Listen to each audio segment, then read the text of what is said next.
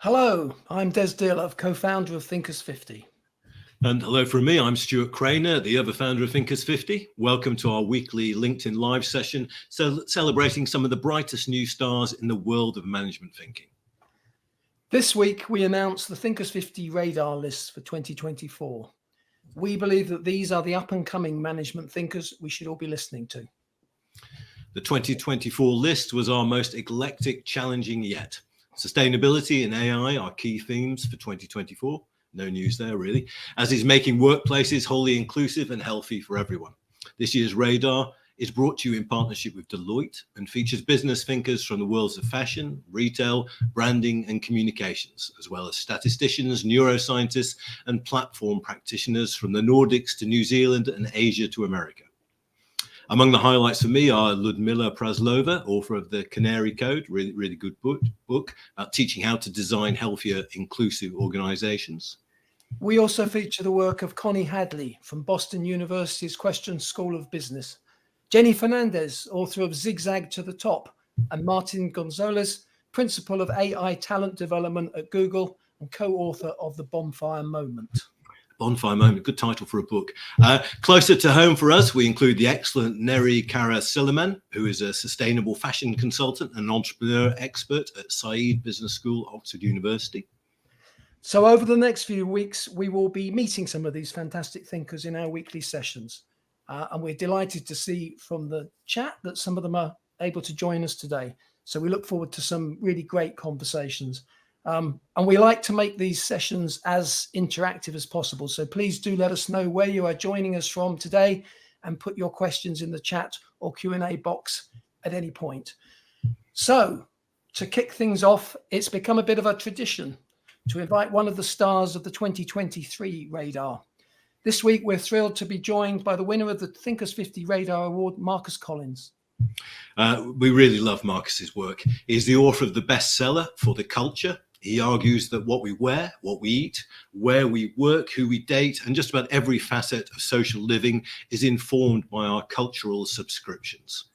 Marcus is a student of cultural contagion and how it manifests itself in our consumption proclivities.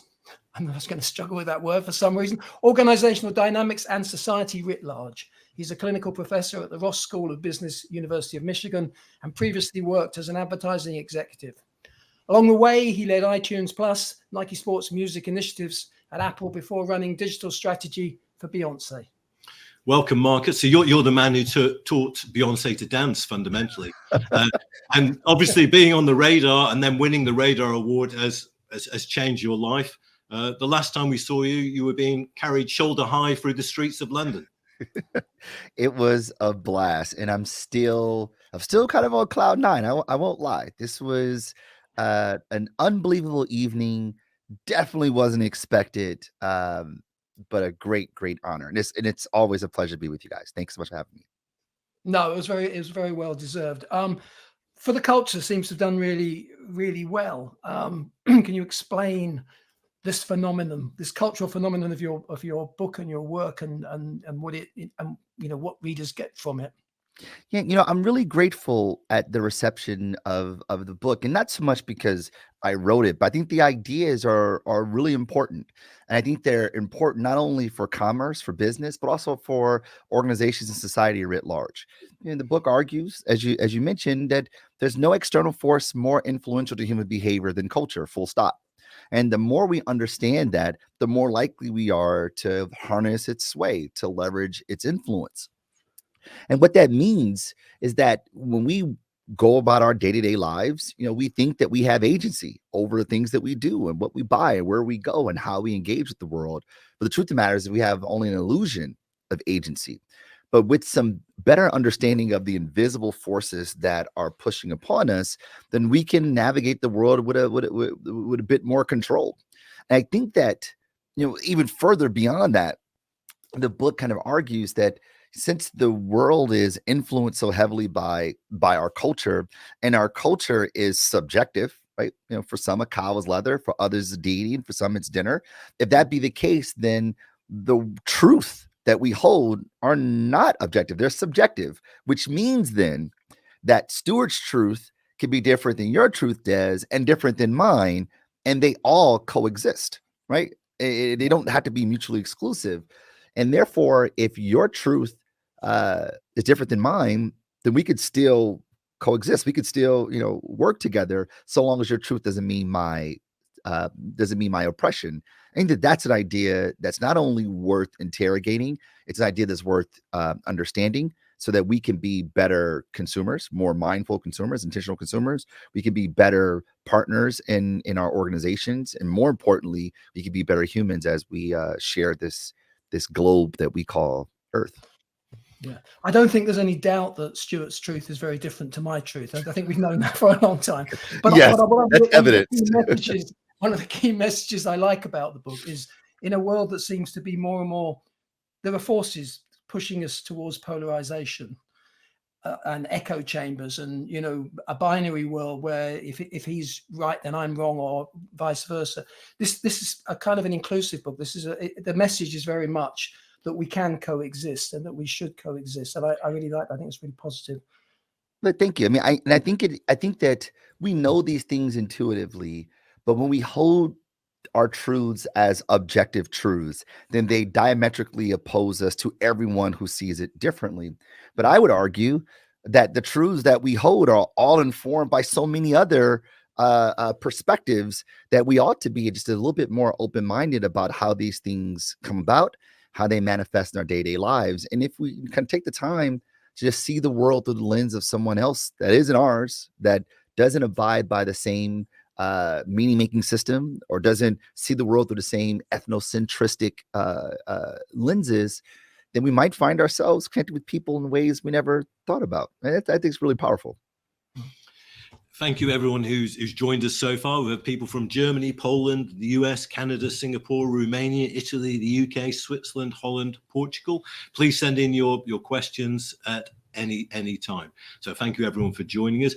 Marcus, one of the things that strikes me, that culture is usually used to describe things, that you regard culture as a tool, which is a fundamental difference. For sure. And they're both things. They describe a set of conventions and expectations that demarcate who we are and govern what people like us do. And since they are a set of conventions, they're a system of systems. These systems can be harnessed. They can be leveraged. And more importantly, they can be tapped into as a way to connect, as a way to find commonalities, right? Where you may see the world one way, and I see the world in a way that is similar, just articulated different, that if I say it in a way that you understand, you go, oh, I've been feeling that way since forever. Finally, someone said it. And as a result, we come together, not only with people, but with brands, with organizations, institutions, and entities, and even, artists and the like. So these systems that demarcate who we are, that we use as a way to present and project our identity, they also become ways by which we can tap into it. And that's just because of our proclivity to want to be in community, to want to belong. And understanding this helps us find better ways to navigate in the world. Well, let's talk a little bit about identity, because I think we have a sense that we use particularly brands to perhaps signal who we think we are. But how does this work in terms of culture? How does culture play with our sense of identity? Yep. Well, culture is anchored in identity because of who I am, right? And all the many multiple hyphens that make up our selfhood, our personhood, and all the complexity in this intersectionality. These are the monikers that we use to set ourselves apart, right? To peacock ourselves to the world, right? I'm a professor. That's an individual referent. I'm in a fraternity of Phi Beta Sigma. That's a group referent. I'm a father to 2 little girls, Georgia and Ivy. That's an abstract referent. And these references, these monikers together make up who I am. And because of who I am, because of the identity that I have subscribed to, there are a set of beliefs and ideologies that are associated to them. And I see the world a certain way because of these, of who I am. And because I see the world a certain way, I therefore navigate the world a certain way. which manifests in the way that I consume, the companies I work for, who I marry, if I marry, where I vacation and what I eat. These things all become outward expressions of inward beliefs. And those beliefs are fundamentally constructed based on our identity. So culture as an identity project becomes part and parcel to how we navigate the world, right? Because of who I am, I behave accordingly, right? Like which person is more committed to running? Alex, who likes to run, or Alex, who identifies as a runner? Of course, the latter. The Alex who identifies as a runner, that's the Alex who's going to get up in the morning, even when it's cold, when it's wet, when it's snowy, like in Ann Arbor, when they haven't slept enough, when they just don't want to do it, they'll still get up and do it because it's just who they are. And how they see the world becomes the sort of North Star for all the behaviors, the artifacts, the language, and the norms that are associated with that identity. I like your line, peacock ourselves to the world, Marcus. And the peacock used as a verb. Yeah. I'm a marketer. We're always trying to find ways to rework and refashion language. Well, talk us through the genesis of the book then, Marcus, because people won't necessarily know that you worked as an ad executive. You taught Beyonce how to dance, etc. Can you tell us about how the book came about? Stuart, you can't start that rumor, man. People are going to believe it if you keep saying it. The thing is, we haven't seen you dance. So this whole world was very new to me. I did my undergraduate studies as an engineer. I studied materials engineering because I thought that polymers were pretty interesting things. That these different carbon chains could come together because they shared an affinity for electrons, and they come together to create things that we use. I thought that was really interesting, but I didn't necessarily see myself doing that for a living. So during my time in university, I started studying music theory as sort of like my side thing. I was an engineering major, but all my electives were in the School of Music. So I was learning about chord changes and modal mixtures and all these theoretical pedagogy of how music is created. And I was like, I want to be a songwriter. So when I graduated from school with an engineering degree, I went to the music industry. Came out of the music industry and realized that it's a tough industry. It's a tough one. And per my point earlier, Stuart, not a good dancer, not a great singer either. So I went back to school to get my MBA because I thought that marketing was the most creative means of business. And from there, ended up working at Apple. And while I was there, I met Matthew Knowles, who was Beyonce's father. And he goes, wait a minute, you're an engineer. You started a music company. You have an MBA. You're Black. Like, dude, who you work at Apple? Who are you? I was like, oh, Marcus. He's like, well, you should run digital strategy for Beyonce. And I go, oh, yeah, I should totally do that. And this is like during the I Am Sasha Fierce days. And this is like at a time where Beyonce is elevating from Beyonce the artist to Beyonce the icon. Right, she's transcending the category, and added front row seats to watch this transcendence. And in doing so, I started to learn a lot about community. Right, this isn't about just fans; these are about people who see the world similarly. And I would hear, working in music, culture, getting our ideas out in the culture, and I didn't know what that really meant. End up going to advertising from the music industry.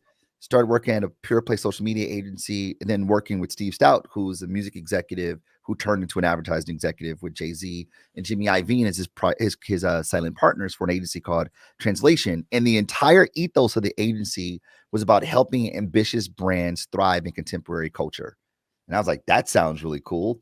I didn't really know what that was, but it felt like all the things that I had done. It was brands and music and sport and all these things. It felt sort of at home. And I would espouse that provocation that we help ambitious brands thrive in contemporary culture.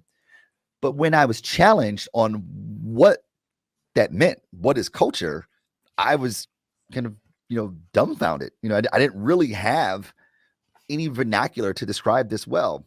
And when I talk to my colleagues and other people who work in advertising or in music or all these other adjacent entertainment industries, I realized that none of us did. We're just saying these words, culture, culture, culture, culture, culture. And I go, that's a problem.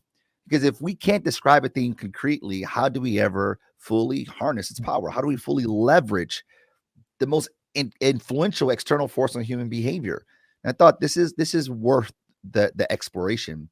I started going through that exploratory process when I was starting my doctoral program, where I started studying how brands and branded products spread within a cultural context. And out of that, I was like, oh, this becomes really clear. When we have better language, when we have a better construct, not only can we talk in ways that are shared and understood, but we can actually build on them because the foundation is very strong. And I thought that it was worth evangelizing what culture is, what it does, and how we can leverage it in a book. So I decided to write it. No, fantastic. It's good looking at the chat too to see that we're joined by our past and future radar thinkers. I see Connie Hadley's here. I can see Ruth Gautien's joining us from New York. I can see Jenny Fernandez is here, which is all good stuff. And I see some questions coming in as well. So we've got a question for Marcus from Matt Simmons, who says, our identity creates our beliefs.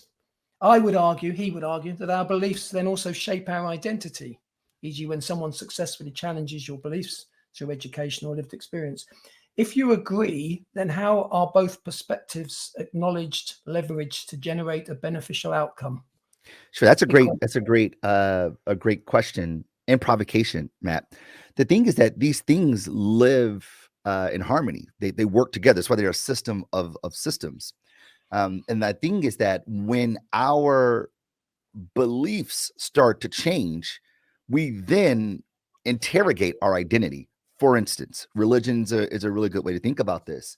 You know, if you say, I am a Catholic, and you have beliefs and ideologies that are associated with being a Catholic, when those beliefs start to erode or to become challenged, you go, oh man, I don't know if I believe that so much. And if I no longer believe that, am I really a Catholic? And as we start to interrogate this incongruence between belief and ideology, we go back to, so if I don't believe this, then there's no way I can be that. And therefore, I must change my identity designation.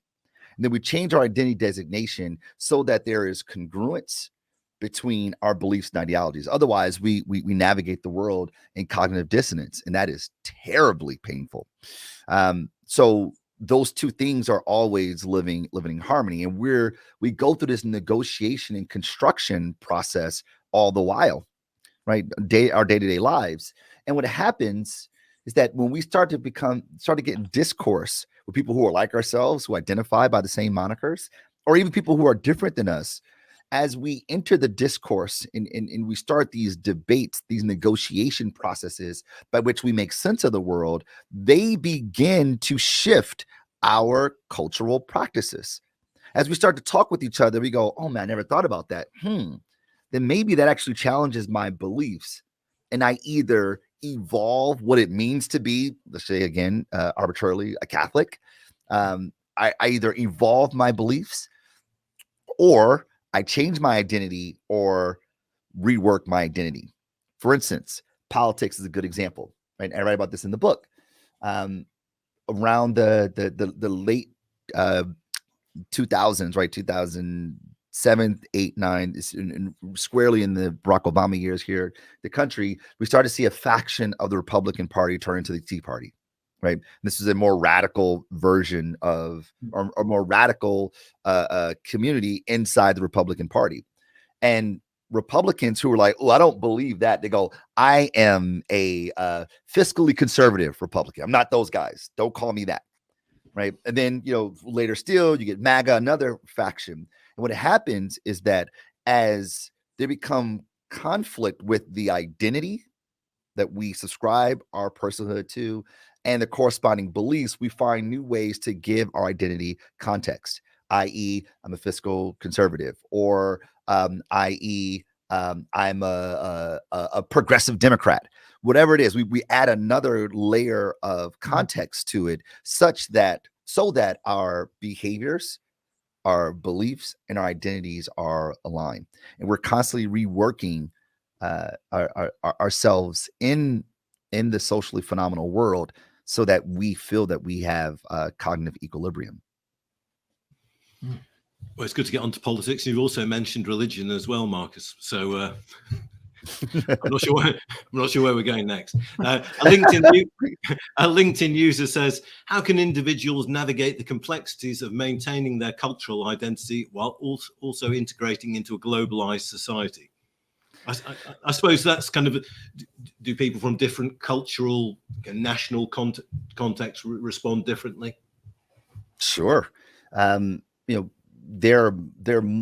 many cultures within our nationality. For instance, right in the United States, lots of cultures within our nationality, and even in sort of our factions of the country, there are many cultures inside of that. Like if you are into anime, there are different subcultures inside of being anime. So this thing can get very micro in their size fairly quickly.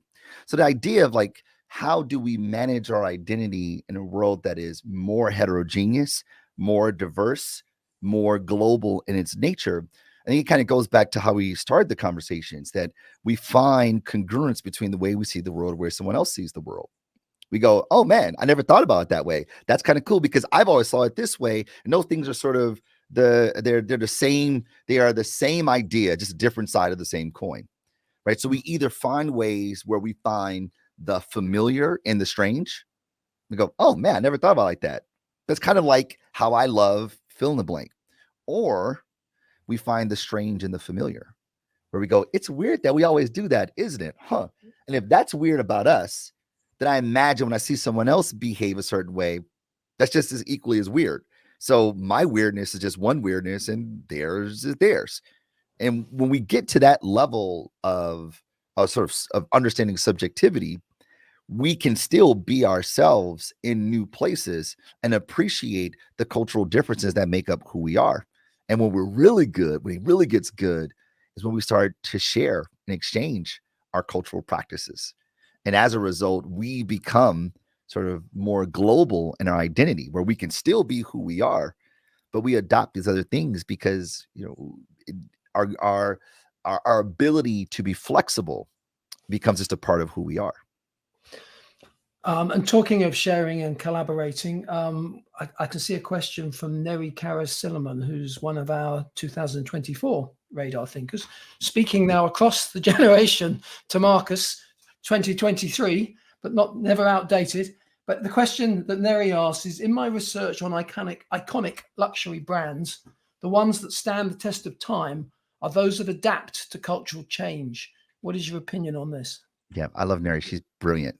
I agree. I'd say that the iconic brands and icons mean that they signify something. They stand in for something. They represent something more than what they do, but they stand in for a broader idea, which the strongest brands do, right?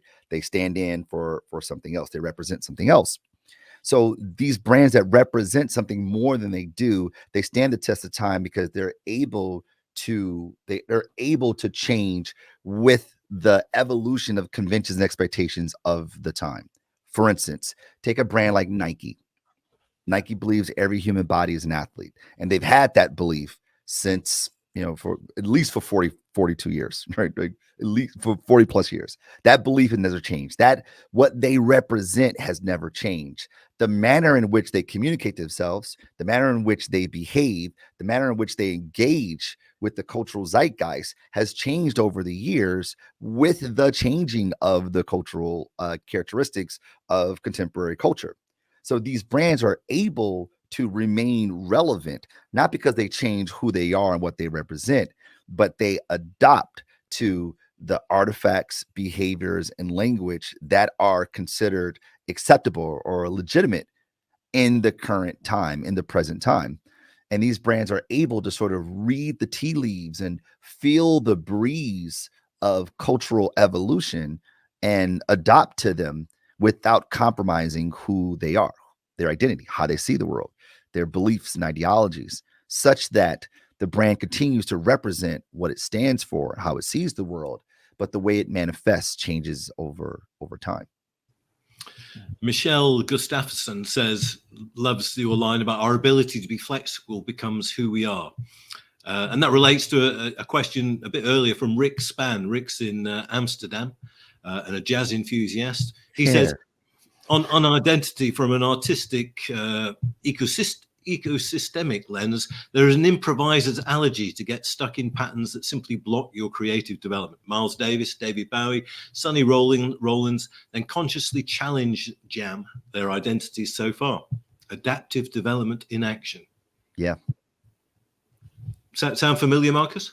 Absolutely. It reminds me of the late great C.K. Prahal's idea about challenging the dominant logic, right? The dominant logic are sort of these borders that we put around ourselves and saying this is just kind of how it is, and by their very nature, we get stuck in them because they're just the status quo. But the idea of creativity is about identifying the possibilities. And the possibilities are typically on the other side of convention. It's no wonder why the most prolific cultural creators are artists, because they are constantly challenging the status quo. They're constantly creating exogenous shocks to the system that force us to go, whoa, what was that? And then as a result, we go, Des, did you hear that? And you go, I know, it was wild, right? I talked to Stuart about that. And then we begin the discourse by which we negotiate and construct what is acceptable. Now, in some cases, you get an all blues, right? Like a Miles Davis all blues, and you go, wow, like this is unbelievable. Never heard anything like this before. Good night. And then later still, you get something like Bitches Brew, and you go, that may be a little too much for me, right? And the idea is that these cultural creators, these people who break and challenge the dominant logic, who overcome conventions or status quo conventions, they create exogenous shocks to the system, and that system is our day-to-day living.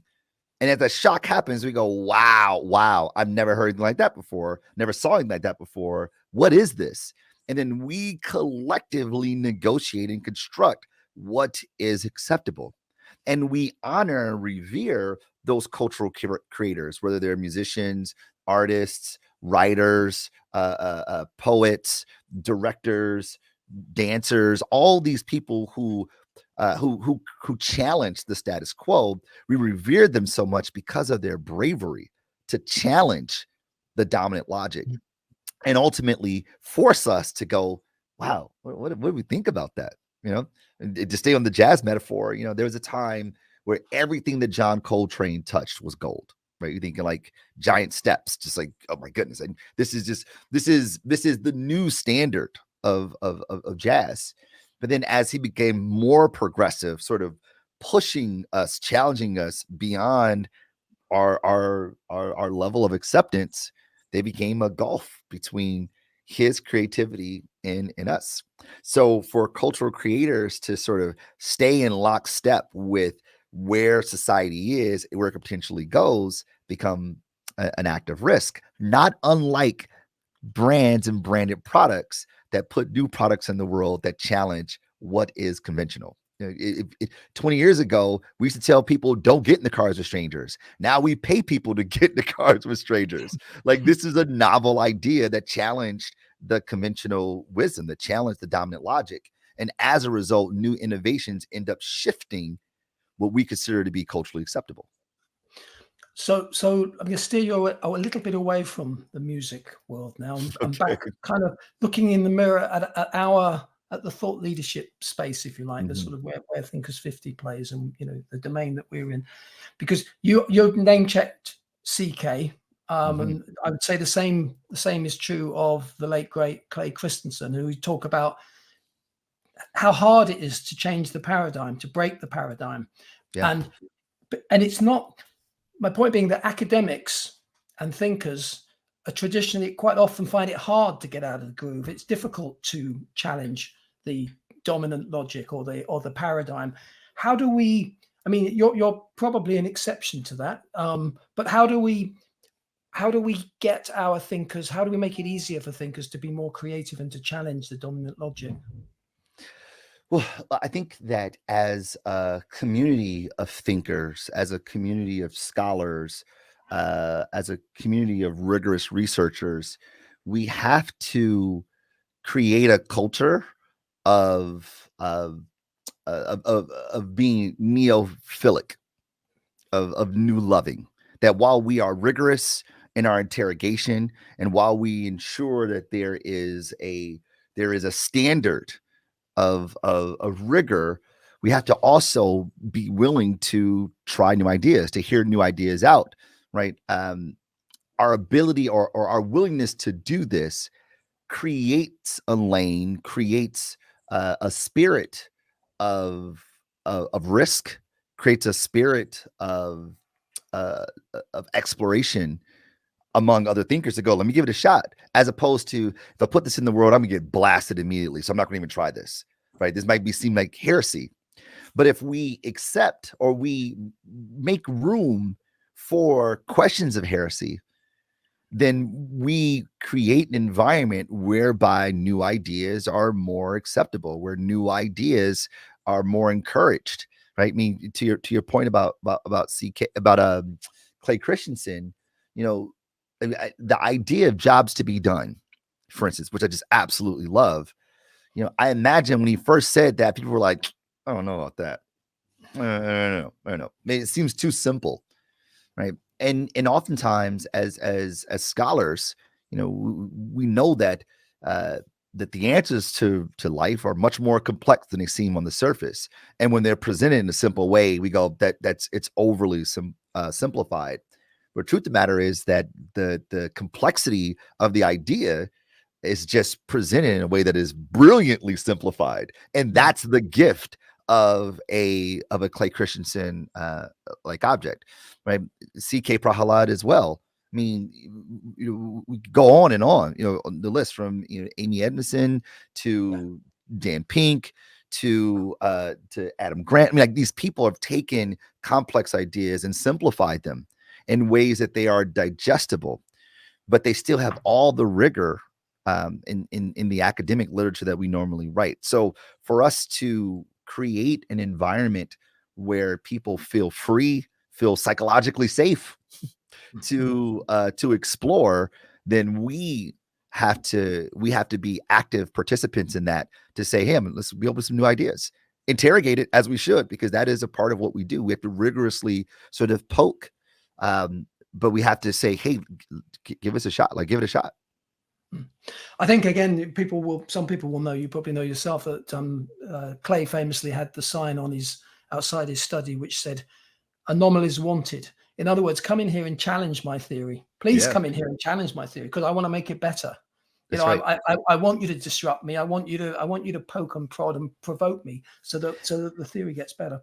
And even that idea of, like, let's have discourse, I think that can be approached not as a diametrically opposed conversation, but like, hey, let's just make it better. I mean, go back to jazz for a moment. I mean, this is sort of kind of how jazz is, right? Like, I have a lick, or what we call it, I have the melody, right? But the majority of the songs will be spent with each one of us soloing over it. That is, each one of us building on top of the foundations of the song. I think the same thing goes with ideas. Like, I have an idea, right? And it's only going to get better because of everyone else's brilliance. That's the gift of feedback, right? Everyone pushing against it. And in doing so, we get to something far better. For me, I didn't, my path wasn't in the traditional means of scholarship, right? I was writing love songs, and then marketer, and then later got into the world of academia and management theory. But when I started to kind of put my toe in the water to explore this world, I would email professors across the country, like, just cold email them and say, hey, I've done these things. I've had this, these chevrons. If you ever need a guest lecturer, I would love to do that. Please reach out. You don't have to pay me anything. In fact, I'll pay for my own travel. All I ask is that you give me an hour of your time to beat up the ideas that I presented to your class. That's all I ask. And over about a year and a half, like I just got better, just tightening and tightening and tightening. To say, I like that example. That wasn't that accurate. You cited this research, but you really were trying to actually talk about this research over here. And over time, that feedback was given out of love. It wasn't to sort of beat me up. It was to push the ideas to get better. And as a result, I got better. So this notion of like, hey, ideas welcome, like please push feedback welcome when done in the spirit of constructive criticism, when done in the spirit of making it better. And I think that we as a community, we have to embody that, right? We have to embody that idea of, if we create a space where people feel safe to explore, that only happens when we engage in the space in such a way that people feel like they have that freedom without being, without being persecuted. Yeah, brilliant simplification always stands out. Mm-hmm. The Anish from Singapore has a question. Has your research and writing the book led you to change a belief? If so, what was the belief? What new information influenced this change, and how has it affected your approach since? That's putting you on the spot there, Marcus. Yeah, totally. Do you still identify as a songwriter? Do you still see yourself? I always put it. I always put in the time horizon that I was a songwriter. Okay. I tell my students, even having studied engineering, even though I never practiced engineering as a professional, I still think like an engineer. I approach songwriting like an engineer, which is probably why I wasn't a great songwriter.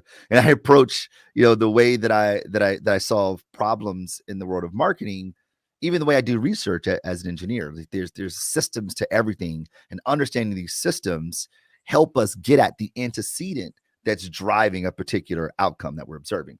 So to the question of, what did I learn? I think for me, the biggest learning really boiled down to this notion of subjectivity. I thought in my mind that, cultures are different, but then the rules, the meanings inside of cultures are fixed within the culture, within a particular group of people, within the community. But the truth of the matter is just not the case at all. That these things are always in motion. They're fluid. They're always changing. And everything that happens in the world become opportunities for us to negotiate and construct what's acceptable behavior for people like us. We call this social process legitimation, the process by which ideas, beliefs, behaviors become reworked into our cultural practice. They become what's in versus what's out, right? What's acceptable and what isn't. And in going through this research and practicing at the same time, I realized that, like, as marketers, we don't make meaning. We signal meaning, right? That meaning is in the mind of the meaning maker, right? Just like beauty's in the eye of the beholder, right? Meaning is in the mind of the people. We signal meaning in hopes that people see it the way that we do. And if they do, they go, oh, great, got it. And if they don't, then we've missed the mark. And I've realized that through the lens of marketing, and then expanded that to just what it means to be human. Like the majority of arguments I have with my wife is typically because she interpreted something I said wrong, or not as I intended it, or she observed my behavior and translated it through a different meaning-making system than me. And it says to me then, if the world is subjective and my intentions, right, what I say isn't always what people hear, then we need to spend more time understanding the potential translations of different people than we are about our intention in what we do. And that if I understand how Stuart sees the world and how he translate the world, then I'd be much more inclined to rework my messaging, rework my communication, rework my engagement with him such that it's aligned with how he sees it or how he'll accept it. And this really sort of moves the frame from being focused on us to being as individuals to being focused on us as society. And while that may seem obvious on the surface, it wasn't obvious for me at all, especially as a marketer. I was like, hey, what is the brand trying to communicate? What do we believe? Let's get it out in the world and tell everybody. So everyone goes, oh, they believe that. We believe that too. Let's go. But just because you say it doesn't mean that people see it that way. Just because you say it doesn't mean that that's how they hear it. So we need to spend more of our time focused on the people than we are on ourselves. Great insights, Marcus. I think we moved from politics to religion to relationship guidance. I think I was taking notes there. Now we're nearly out of time, Marcus. Where's your research gone since the book came out? You've had lots of feedback from the book, lots of people giving you their experiences and stories and insights. So where's your research and interest gone since the book came out? So there's two things. I think that I have taken the sort of the fundamental provocations of the book and have been able to work with organizations, institutions, brands, politicians, activists to move it out of a frame of commerce, which is how I approached it as a marketer, realizing that it had much more headroom, right? Like I said, it's not a marketing book, it's a people book. But I've had so many opportunities to take the thinking, these mechanisms that constitute our culture, and watch it play out not only in commerce, but in organizational behavior and societal behavior. And that's been super rewarding for me. And what I've been realizing more and more is that there's not just the culture of the people that we connect with, but there's also the culture of the environment that we're in. And that's become really interesting for me, right? Like, I may tell a certain joke at the bar because I feel licensed to, but I'll never tell that joke in the church sanctuary with the same people. Why is that? Because there are expectations of what's acceptable for the environment that we're in. So we as individuals, we have a system of conventions, expectations that govern how we see the world, how we navigate the world. And these things are translated or transferred over to the environment that we're in, which means that we have to not only think about how we interact with each other, but we also think about the context in which we interact. And that's become really, really interesting, especially as we think about the office that we're in. We think about either being in office or remote or hybrid. It's often brought up when we think about how we engage voters based on where we are in the country or in the world. I think it's just a fascinating exploration, and it pushes the thinking beyond sort of what culture is, how it influences us, and how we tap into it.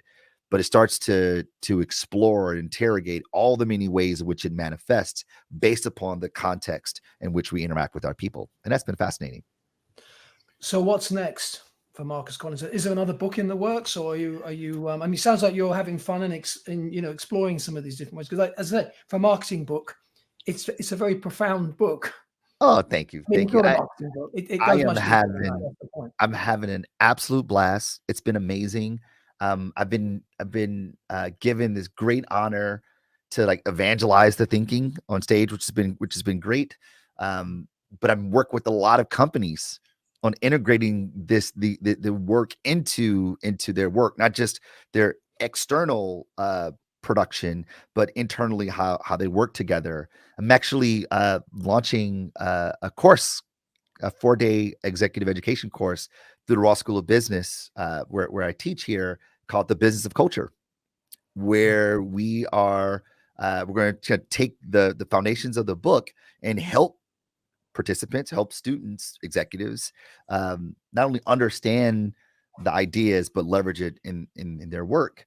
And then in the fall, we have the paperback version of the book comes out, which is great because I'm gonna add a little additions to it as well. So it's just awesome. It's just really, really great. We should end with the killer question from Rhonda Morris. Hi, Marcus. What is your favorite song and why? Oh, goodness gracious. My favorite song and why? It can't be one. It can't be one you wrote, Marcus. I know. That'd be the ultimate peacocking. Yes, right. I think that if I were to quantify this, I'll rely on my Spotify data, and it would probably be "Getaway Jordan" by Take Six. Why? Because they are the epitome of vocal music, and I've been listening to this song since 1989. Been singing this song since 1989, and even still, I find new intricacies, new parts, new melodic counterpoints that I have never heard before, almost in every listen. My children are probably their ears are probably bleeding every time they hear it because I play it over and over and over again. That's one of those songs that if I was the hypothetical, if you're on an island and you can only bring one song with you, what would it be? It'd be Getaway Jordan. So I guess quantitatively and qualitatively speaking, it's Getaway Jordan. You heard it here first. So thank you very much to Marcus Collins.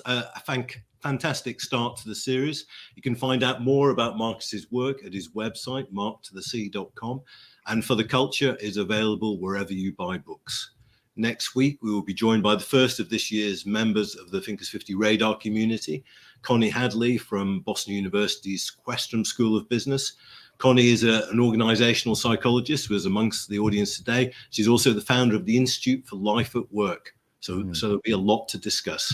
That's an hour later next week on Wednesday. Thank you for joining us, and we look forward to seeing you again soon. And thank you very much to Marcus Collins. Thank you.